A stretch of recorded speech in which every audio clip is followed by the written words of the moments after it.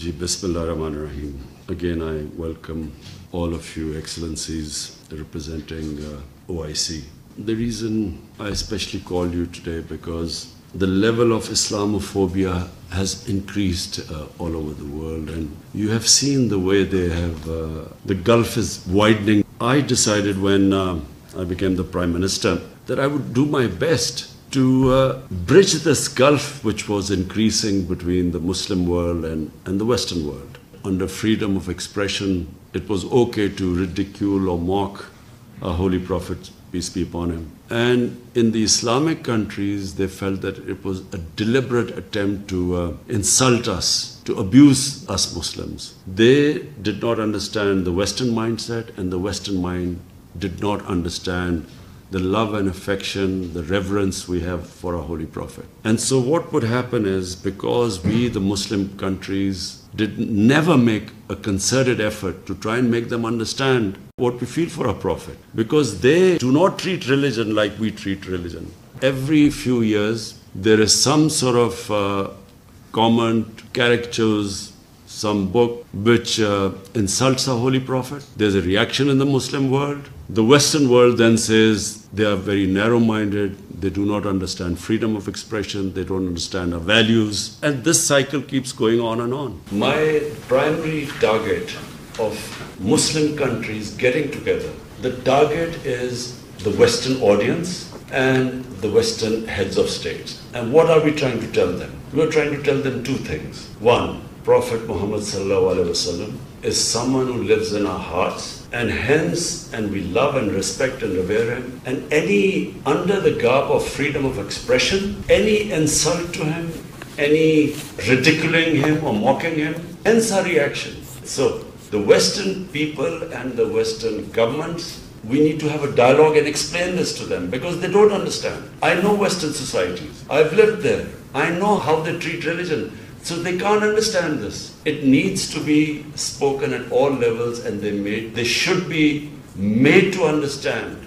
This is number one point that needs to be explained to them. It needs to be explained on all the forums like UN Human Rights, it needs European Union, they also have Human Rights Commission.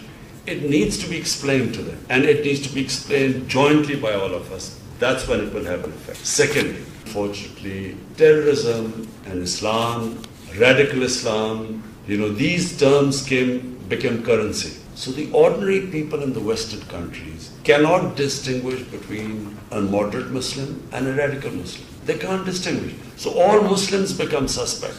They need to be made to understand that in all human communities, there are radicals, there are liberals, and there are moderates. All human communities. So if you judge any human community by its extremes, you will vilify it. So no society should be judged by extremes. So this is what's happening, unfortunately, to us. Islam and terrorism have gone, suicide bombing and Islam have been linked together by the media and by the Western analysts. So that needs to be delinked. Terrorism has no religion. It does not have a religion. And so unless we do that, what happens is any act of terrorism by any Muslim in the Western countries, the whole 1.3 billion Muslims are blamed for it. We have to have a concerted effort to de-link the two. It's got nothing to do with Islam. A term radical Islam should never be used, because it in itself means that there's something in the religion. Radical Muslims, liberal Muslims, yes, but not Islam. Islamists means there's something in the religion. These are subtle terms, but what has happened is this is what causes Islamophobia. And only we, the representative of the Muslim world, only we can do something about it. Otherwise, no one else is going to.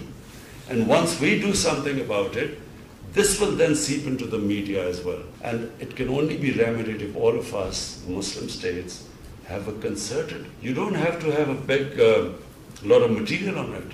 You just have to address two things: the terrorism part and radicalism part in Islam, and the other is the sensitivity we feel for the Holy Prophet. Because they immediately, the moment we react, they said they are against freedom of expression, and they said they are very narrow-minded people, and they blame that on Islam. So either way, these are the two areas which then feed into Islamophobia in the Western countries. And that's really my reason to inviting you here today, because I thought, it has to be a conversation we must keep having, even with your diplomats. All we want is that it will promote harmony amongst humanity. Right now, it's dividing humanity. Thank you very much.